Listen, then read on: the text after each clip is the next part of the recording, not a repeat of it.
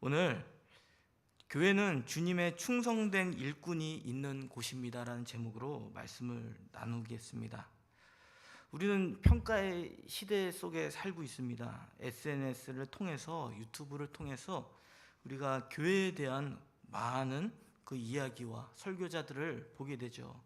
그래서 교회가 교회를 서로 비교하면서 저 목사님 정말 좋다, 저 목사님 정말 신령한 분이시다, 기도하는 분이시다 라고 이렇게 평가를 많이 하게 되죠. 왜 그렇습니까?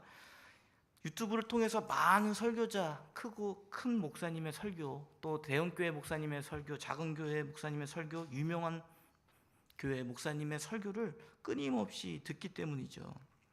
그래서 우리는 평가의 이 가운데 이 교회를 바라보기도 합니다. 그래서 어떤 교회는 더 능력이 있고 어떤 목사님은 더 영적이고 우월한 것처럼 우리 비교하며 이야기하죠. 저도 때로는 그런 얘기 들을 때가 있습니다. 당연히 들을 만한 위치이긴 하죠. 제가 아직 이제 어떤 목사님 설교를 들어보라고 정말 은혜스럽고 신령한 분이시다라고 이렇게 얘기를 많이 듣습니다. 처음에는 이제 한두 번 들을 때는 괜찮은데 계속 듣다 보니까 마음이 짜증이 나더라고요. 저도 이제 하나님의 말씀을 전하는데 라는 생각을 하는 것이죠. 그럼에도 불구하고 스스로 저 자신을 점검하는 그 기회로 삼는 것을 보게 됩니다. 그런데 교회의 어떤 외적인 세련된 그 어떤 건물이나 시설들을 보면서 교회는 이런 곳이어야 돼. 그리고 목사님은 이런 곳이어야 돼. 또 외적으로도 외모가 출중하고 또 키가 크고 또 복장도 이렇게 멋있으면 목사는 저래야 돼 라고 하며 비교의 대상이 되기도 합니다. 저도 여기 제가 좀 이마가 넓잖아요. 그래서 이제 어떤 분이 이렇게 권면할 때가 있어요. 한 분씩. 성도님들도 하고 싶을지는 모르겠지만 좀 머리를 조금만 더 심었으면 좋겠다라고 이야기를 하더라고요. 그러면은 이미지가 훨씬 보기 좋겠다. 그런 얘기를 하실 때도 제가 이게 들을 때가 좀 있습니다. 그건 왜 그렇습니까? 어떤 기준들이 있는 거죠. 말씀을 전하는데 이왕이면 외적으로 보기 좋은 떡이 먹기가 좋잖아요. 그러니까 그런 부분들도 잘 좋게 준비를 하면 더 좋다는 것이죠. 이런 평가나 기준들이 무조건 틀린 것은 아닙니다. 그런데 우리가 교회를 향해서 정말로 집중해야 될 그 본질에 대해서는 빗나가는 것 같아요. 교회와 교회 목사님의 그 어떤 외적인 모습들, 여러 가지 탁월한 능력과 은사들을 보면서 비교하지만 정작 집중해야 될 교회의 모습은 있지 않은 것이죠. 그것은 무엇입니까? 저 목사님이 부족하고 연약해 보이지만 정말 주님 앞에서 말씀을 신실하게 전하고 있는지 그것을 바라봐야 되지 않겠습니까? 그리고 그 말씀을 받는 성도들의 마음의 태도가 어떠한지를 바라봐야 되는 것이죠. 그래서 오늘 제목이 그런 것입니다. 주님 앞에서 충성된 일들을 감당하는 신실한 일꾼들. 그 모습 자체가 크고 작고 또 외적으로 멋있어 보이는 그 이면에 마땅히 있어야 될 교회의 모습이라는 것이죠. 저와 여러분은 우리 교회가 주님의 충성된 일꾼으로 서 있는 교회임을 믿습니다. 그래서 우리는 그런 하나님의 시각으로 바라봐야 된다는 것이죠. 그러면은 우리는 주님의 충성된 일꾼이 이 교회, 이 모습으로 우리가 더 뛰고 열심으로 나아가야 되는데 그렇게 하기 위해서는 우리가 어떤 태도로 나아가야 될지를 오늘 말씀을 통해서 발견하는 시간이 되셨으면 좋겠습니다. 본론으로 들어가겠습니다. 오늘 본문에 앞서 고린도전서 3장에서는 바울이 고린도 교회에 특별히 분쟁의 일들이 있었죠. 그것은 왜 그렇습니까?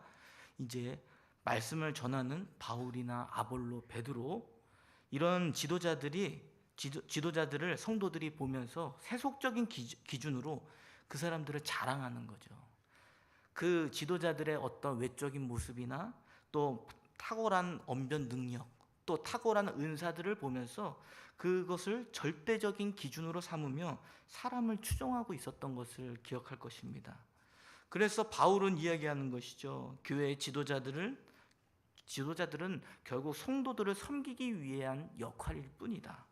그리고 성도들을 섬기기 위해 우리 성도들도 결국은 주님을 잘 섬기게 하기 위한 목적임을 설명하며 성경적인 기준으로 그들이 가져야 될 태도를 잘 정리해 주었습니다.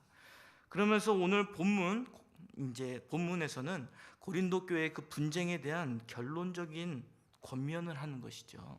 그 권면의 말씀은 무엇입니까?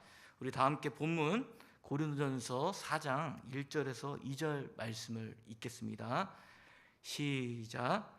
사람이 마땅히 우리를 그리스도의 일꾼이요 하나님의 비밀을 맡은 자로 여길지어다. 그리고 맡은 자들에게 구할 것은 충성이니라. 아멘. 교회는 바울과 아볼로 같이 말씀을 전하는 설교자, 영적 지도자의 역할에 있는 사람이 있었죠. 그래서 바울은 자신을 비추어서 말하는 것이죠. 바울과 더불어서 말씀을 전하는 지도자들은 어떠한 위치인지 존재인지를 정의를 내리고 있습니다. 어떠한 존재라고 이야기합니까? 자신은 그리스도의 일꾼이라는 것이죠. 그리고 하나님의 비밀을 맡은 자라고 이야기합니다. 그래서 이 그리스도의 일꾼 그리고 하나님의 비밀을 맡은 자라고 말하면서 거기에 붙는 표현들이 무엇이냐면 그리스도의 일꾼으로 여기라는 것이죠. 하나님의 비밀을 맡은 자로 여기라는 것입니다. 여기라는 것은 그들이 의식적으로 생각하라는 거예요. 왜 그렇습니까? 사람의 본성은 사람들의 그 탁월한 능력이나 지혜를 보면서 매료되게 돼 있습니다. 그게 자연적인 우리의 마음과 본성이죠. 그리고 사람이 좋아지는 것이죠. 우리의 자연스러운 본성을 거슬려서 의식적으로 생각하라는 겁니다. 저 말씀을 전하는 사람은 주님이 맡기신 일들을 감당하는 일꾼이다. 그리고 하나님의 비밀을 맡은 자라는 것을 다시 한번 그들 마음 가운데 상기시키라고 말씀하는 것이죠. 그리스도께서 맡기신 일을 하는 그 사람, 그것은 주님이 명령하신 것이기 때문에 움직이는 사람이라는 것이죠. 하나님의 비밀을 맡은 자라는 것은 무엇입니까? 이것을 맡은 자, 청직이라고 표현할 수 있는데, 이제 말씀을 전하는 자의 어떤 탁월한 어떤 지혜나 그런 능력들, 개인적인 어떤 외적인 능력들이 본질이 아니라 주님이 그의 마음과 가운데 맡겨주신 하나님의 지혜를 얘기하는 것이잖아요. 그래서 하나님의 비밀이라고 하는 것은 예수 그리스도를 통해서 구원하시는 그 일들에 대한 내용을 이야기하는 것입니다. 이것은 비밀로 가려져 있다라고 말을 하죠. 왜냐하면 이것은 오래전에, 만세전에 하나님께서 우리를 죄에서 구원하시기 위해서 이 땅 가운데 하나님의 아들이신 예수 그리스도를 알게 하시고 그분께서 우리의 죄를 위해서 십자가에 못 박혀 죽으시는 그 사실들을 믿도록 하는 일들이기 때문입니다. 그래서 이것을 믿는 자들은 아무나 믿는 게 아니죠. 그래서 비밀이라고 이야기하는 것입니다. 비밀은 감추어져 있는 것입니다. 그러나 예수 그리스도의 복음을 깨닫는 자들은 이미 비밀을 아는 자들이에요. 왜 그렇습니까? 우리의 자연적인 상태에서는 알 수가 없는 일인데 우리 가운데 복음을 듣는 자들에게 성령 하나님께서 깨닫게 해주시며 예수 그리스도의 복음의 비밀을 알게 하도록 하시기 때문입니다. 그래서 우리는 말씀을 전하는 그 자들, 주님의 일꾼이며 주님의 복음을 전하는 자임을 우리에게 다시 한번 알려주고 있습니다. 이처럼 사도 바울도 예수 그리스도의 복음을 전하는 자로서 그 비밀을 알도록 잘 전달하는 일을 감당했죠. 저도 바울만큼 실력 있는 설교자는 아니지만 그래도 부족하게나마 이렇게 말씀을 전하는 자입니다. 그래서 오늘도 이게 추석 명절인데 우리 일본 단기 선교팀 무사히 이렇게 귀국하시고 또 표정을 보니까 아주 은혜스러운 표정이더라고요. 그래서 되게 저도 그래도 다들 은혜 받고 잘 무사히 오셨구나라고 생각하면서도 저는 이제 설교를 해야 되니까 마음에서 속으로는 이제 인간적인 마음에 하기 싫다 이런 마음이 좀 자꾸 이제 이런 마음이 자꾸 들더라고요. 그래서 그런 마음이 인간적으로 조금 들었습니다. 그럼에도 불구하고 하나님의 말씀을 전달하는 자이잖아요. 그러니까 잘 해석하고 쉽게 잘 전달할 수 있는 게 설교자의 역할이기 때문에 오늘 이 말씀을 어떻게 하면 잘 전달할까라고 생각하며 굉장히 부담감을 갖고 있었습니다. 왜 이런 부담감을 갖겠습니까? 저의 지혜와 제가 하고 싶은 말을 전하는 것이 아니라 하나님의 오늘 본문을 통해서 무슨 말씀을 우리 성도들에게 전달하기를 원하실까라는 그 부담 가운데 혹시 제가 말씀을 잘못 해석하거나 잘 전달하지 못해서 말씀을 오해하지는 않을까라는 생각에 그런 부담감을 갖고 하는 것이죠. 그렇게 될 때 우리는 그리스도의 일꾼으로서 저도 주님의 하나님의 비밀을 아는 자로서 그 역할들을 감당하는 것이죠. 그래서 이렇게 그리스도의 일꾼으로서 주님의 복음을 전하는 자로서 가져야 될 그 태도를 이야기하는데 오늘 본문 2절 말씀을 우리 다시 한번 읽겠습니다. 우리 본문 2절 말씀 시작. 그리고 맡은 자들에게 구할 것은 충성이니라. 아멘. 주님의 이 맡기신 일들을 감당하며 주님의 복음을 전달하는 자, 그것이 일회성으로 끝나는 것이 아니라 믿음직하게 그 일들을 계속적으로 감당하는 자라는 것이죠. 이처럼 우리가 이렇게 그런 자들을 보면서 그들을 평가해야 됩니다. 저 목사님이 신실하게 충성되게 주님의 맡기신 일들을 감당하는가? 그리고 부족하지만 주님의 복음을 잘 전달하기 위해서 어떤 말씀을 주시려고 하는가? 주님의 시각으로 바라봐야 될 줄 믿습니다. 그렇게 될 때 좀 이마가 넓은 목사가 설교를 해도 이마가 왜 이렇게 넓을까라는 것에 집중하는 것이 아니라 주님의 말씀을 집중하겠죠. 인간적인 기준이 아니라 하나님이 어떤 말씀을 저 목사님을 통해서 전달할까라고 생각하지 않겠습니까? 제가 일본 단기 선교팀이 먼저 온 그 팀 중에 그 여자 청년 2명이 왔더라고요. 그래서 먼저 이렇게 2명이 왔길래 한번 청년들의 표정이 되게 좋더라고요. 그래서 한번 물어봤습니다. 일본 선교팀 되게 좋았어요. 이게 그러니까 제가 이렇게 물어보기도 무섭게 이제 그 청년 둘이 막 이야기하더라고요. 너무 좋았다고요. 예.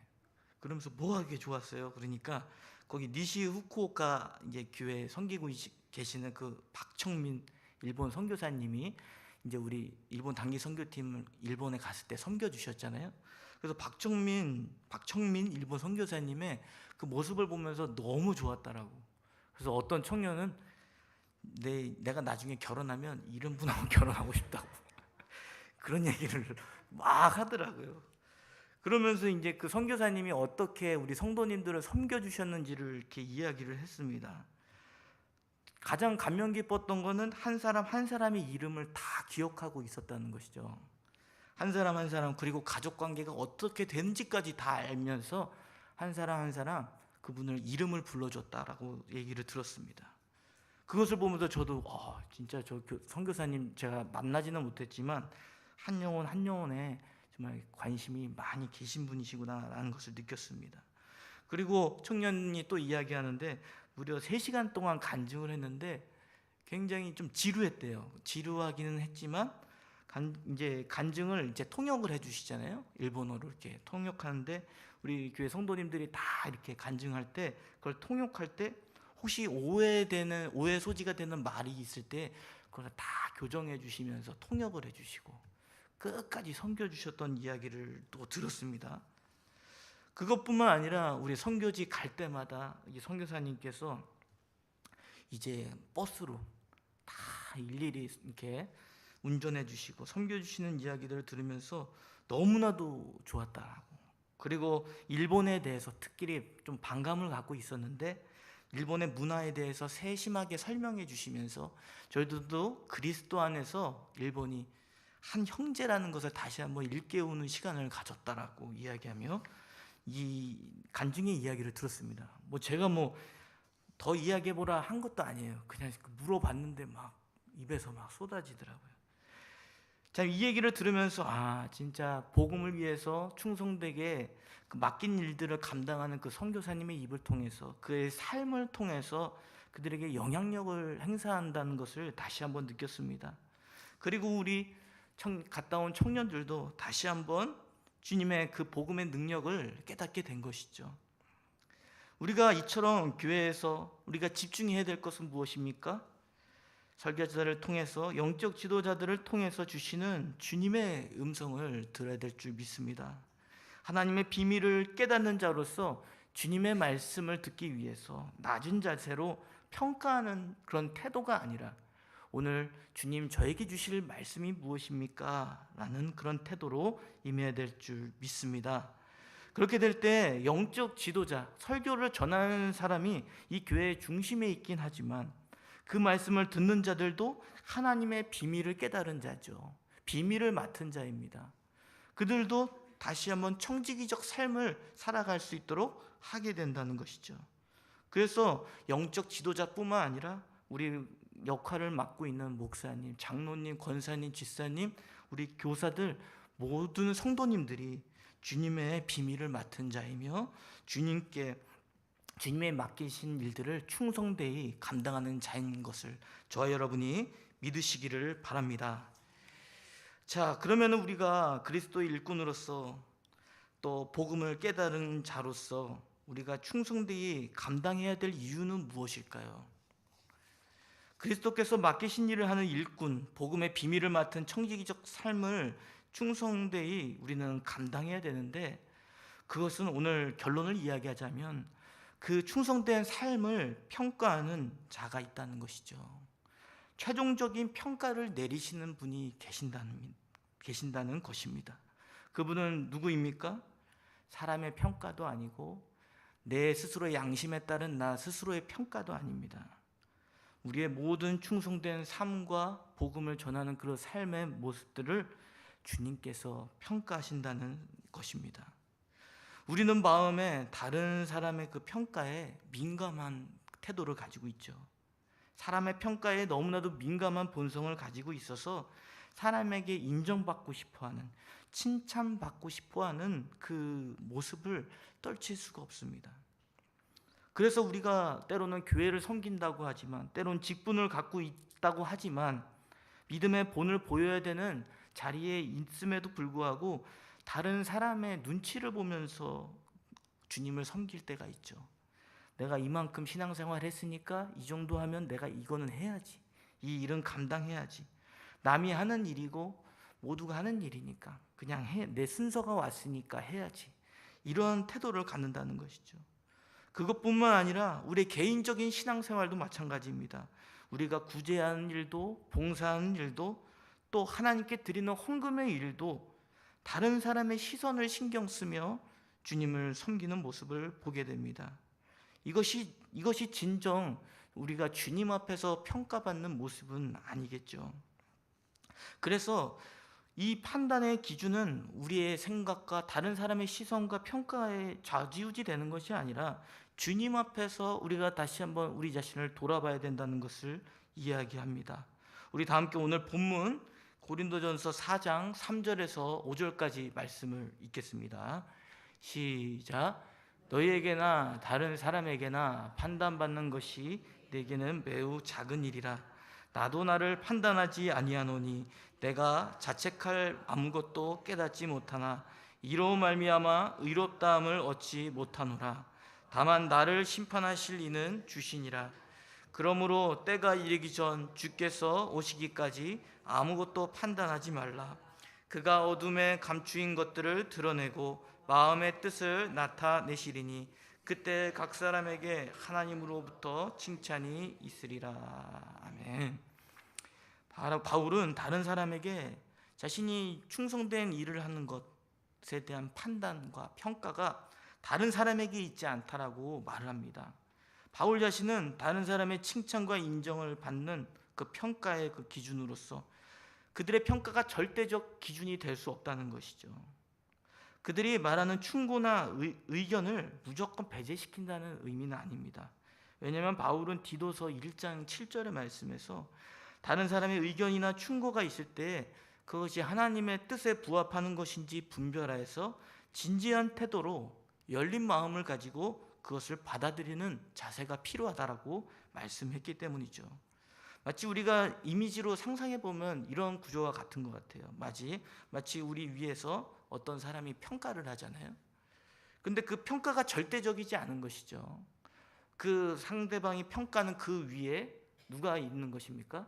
바로 주님이 계시는 것이죠. 그래서 우리의 가장 높은 위치에 있는 주님이 서 계시기 때문에 우리가 하는 다른 사람의 평가와 기준도 우리가 분별해서 들을 수가 있는 것입니다.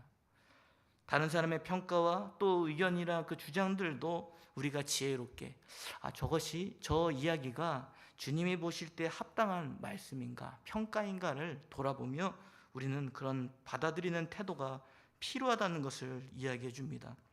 바울은 또한 주님을 위한 충성의 평가가 바울의 양심으로 이루어지지 않는다라고 이야기하죠. 물론 오늘 바울은 자신의 양심에 따라서 다른 사람에게 자책할 만큼 그렇게 충성된 삶을 살지 않았다라고 스스로 자부하고 있습니다. 이렇게 긍정적인 측면으로 자기가 다른 사람과 비교했을 때에 충성된 삶을 살았다라고 이야기할 수 있다라고 이제 주장을 한다는 것이죠. 그러나 이것을 말하려는 목적이 아니라 바울이 말하려는 것은 나의 어떤 개인적인 평가도 절대적인 기준이 될 수 없다는 것입니다. 절대적인 평가의 기준은 누구입니까? 바로 주님이라는 것을 말하는 것이죠. 다른 사람의 기준으로 보는 평가와 선한 양심에 따라 나 스스로 나는 괜찮은 사람이야 라고 자부하는 것, 그거는 객관적인 평가는 할 수 있지만 그것이 하나님이 보실 때에 진정 완전한 사람으로 평가될 수는 없다는 것이죠. 오히려 그런 상대적인 평가를 함으로 인해서 때로는 다른 사람의 어떤 신앙에 성숙한 사람에 의해서 내가 또 평가를 받고 나도 신앙에 성숙한 자로 서서 또 나 스스로 나를 평가한다고 한들 그것이 완전한 것이 아니라는 것이죠. 상대적인 평가를 하면서 오히려 그 평가를 통해서 자신이 다른 사람보다 좀 더 우월하다는 교만한 마음으로 빠질 수 있다는 것을 이야기하는 것입니다. 이렇게 본다고 한다면 우리는 사람과 사람의 기준으로 평가하는 것들이 불필요해 보인다는 생각이 듭니다. 마치 도토리 키재기 하듯 내가 네보다 좀 나니까 그래서 스스로 나를 우월한 사람처럼 평가하는 그런 모습. 바울은 그것을 말하는 것이 아니죠. 오늘 바울은 절대적인 평가의 기준이 누구인지를 분명하게 말씀했습니다. 우리 읽은 본문이지만 다시 오늘 고린도전서 4장 4절에서 5절 말씀을 다시 읽겠습니다. 시작. 내가 자책할 아무것도 깨닫지 못하나 이로 말미암아 의롭다함을 얻지 못하노라. 다만 나를 심판하실 이는 주시니라.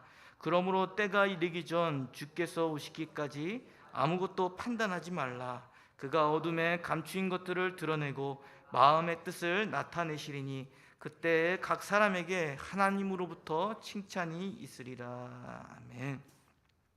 다른 사람의 평가에 따른 또한 나 스스로에 대한 평가에 따른 기준이 아니라 절대적인 평가의 기준은 주님이시라는 것입니다. 주님이 다시 오시는 그날이 있을 텐데 주님이 우리가 주님 앞에서 행한 모든 일들을 평가하는 날이 온다는 것이죠.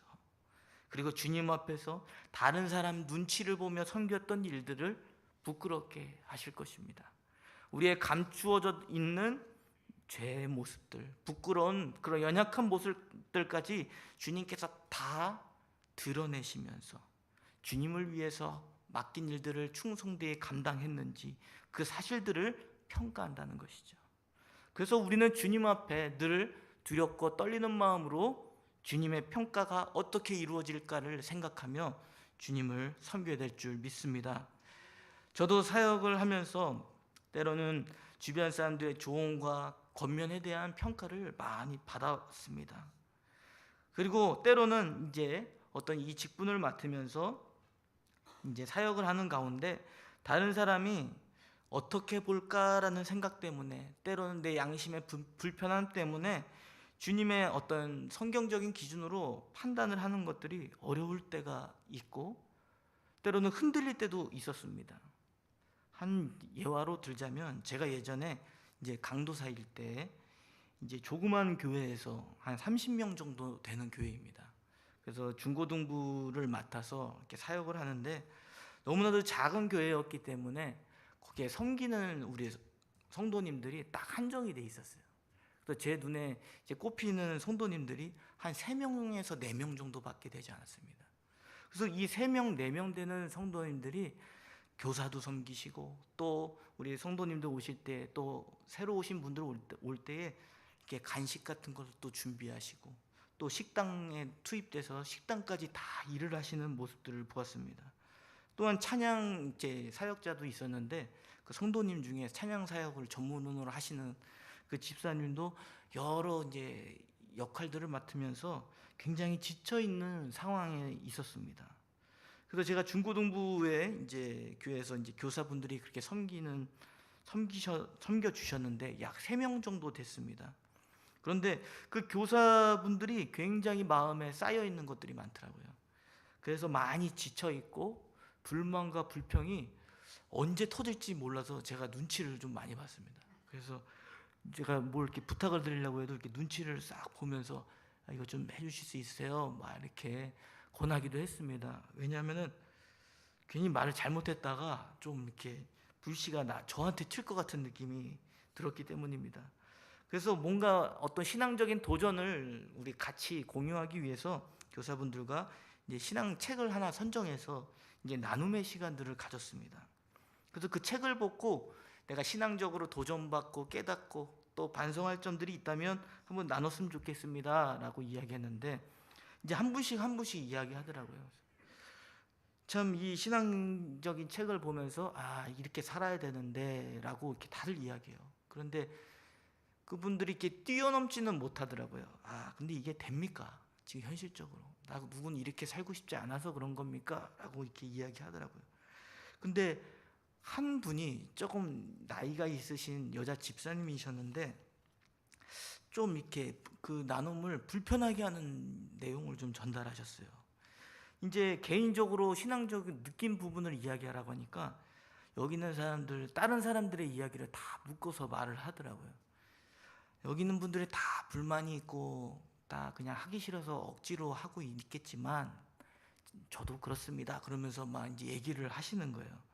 그래서 그런 얘기들을 딱 던지는 순간 옆에서 그래도 열심히 하려고 이제 섬기는 우리 성도님들의 마음이 상했던 것 같아요. 그래서 제가 탁 손을 들고 집사님 개인적인 얘기만 해주십시오. 이제 다른 사람에 대한 평가는 하지 말아주시고 해주시기 바랍니다라고 얘기했더니 이제 그걸 이제 개인적인 얘기를 하시고 이제 잘 마무리가 됐다라고 생각했는데 전화가 왔습니다. 그 집사님한테. 어떻게 나에게 창피를 주실 수가 있습니까? 그러면서 저 이제 교사 그만두겠습니다라고 얘기하시더라고요. 그래가지고 제가 그때 죄송합니다. 제가 당신은 창피해 주려고 한 게 아니라 그 분위기가 서로 주님 앞에서 우리가 나누고 자신을 반성하는 시간을 가지려고 했던 건데 이제 그것이 자칫 서로의 평가가 되면 그게 서로 상처가 될 수 있어서 제가 얘기했습니다 라고 했는데도 그건 그거고 그냥 그만두겠다라고 하시더라고요. 그래서 제가 굉장히 많이 힘들었습니다. 내가 이렇게 하는 게 잘한 것이었을까 못한 것이었을까 이런 되게 고민들을 많이 했는데 이제 그런 시간들을 보낸 다음에 다시 한번 이렇게 돌아보게 되었죠.